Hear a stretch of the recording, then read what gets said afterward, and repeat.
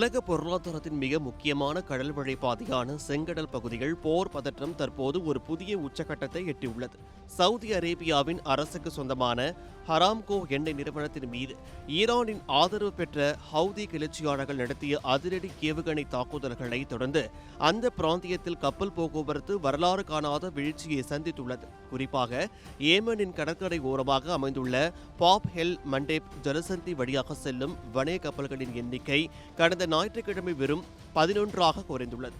இது கடந்த சில மாதங்களில் இல்லாத மிக குறைந்த அளவாகும் என்று சர்வதேச கப்பல் போக்குவரத்து துறைகள் தெரிவிக்கின்றன. ஹவுதி அமைப்பின் இராணுவ செய்தி தொடர்பாளர் யாஹ்யா சாரி இது குறித்து பேசுகையில், சவுதி அரேபியாவின் ஜீசான் மற்றும் யான்பு நகரங்களில் உள்ள எண்ணெய் உள்கட்டமைப்புகளை தங்களின் ஏவுகணைகள் மற்றும் ட்ரோன்கள் துல்லியமாக தாக்கியுள்ளதாக தெரிவித்துள்ளார். சவுதியின் எண்ணெய் ஏற்றுமதியை முழுமையாக முடுக்குவதே தங்களின் நோக்கம் என்றும் அவர் எச்சரித்துள்ளார். ஃபுல் மூன் சேல் காலை 9 மணியிலிருந்து இரவு 12 மணி வரை ஜூலை 29 ஒரு நாள் மட்டும்.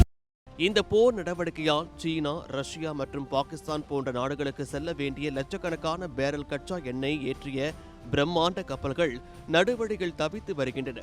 குறிப்பாக சவுதி மற்றும் எமிரேட்ஸ் நாடுகளின் எண்ணெயை சீனாவிற்கு ஏற்றி சென்ற நியூ எக்ஸ்ப்ளோரர் என்ற ஹாங்காங் கப்பல் இப்போது பெரும் அச்சுறுத்தலுக்கு மத்தியில் நகர்ந்து கொண்டிருக்கிறது. அமெரிக்கா மற்றும் ஈரான் இடையே கடந்த 2 வாரங்களாக நிலவி வந்த நேரடி வான்வழி தாக்குதல்கள் தற்போது தற்காலிகமாக நிறுத்தப்பட்டு இருந்தாலும் ஹோர்முஸ் ஜலசந்தியிலும் கப்பல் போக்குவரத்து மிகவும் மந்தமாகவே உள்ளது. கடந்த வார இறுதியில் ஹோர்முஸ் ஜலசந்தி வழியாக ஒரு நாளைக்கு 10க்கும் குறைவான கப்பல்களே கடந்து சென்றுள்ளன.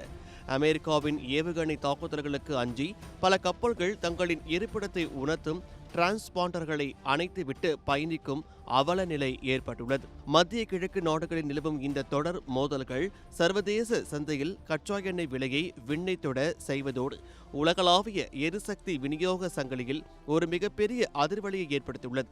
இந்த போர் விரைவில் முடிவுக்கு வராவிட்டால் இந்தியா உள்ளிட்ட ஆசிய நாடுகளின் பொருளாதாரம் பெரும் பாதிப்பை சந்திக்கும் என வல்லுநர்கள் எச்சரிக்கின்றனர்.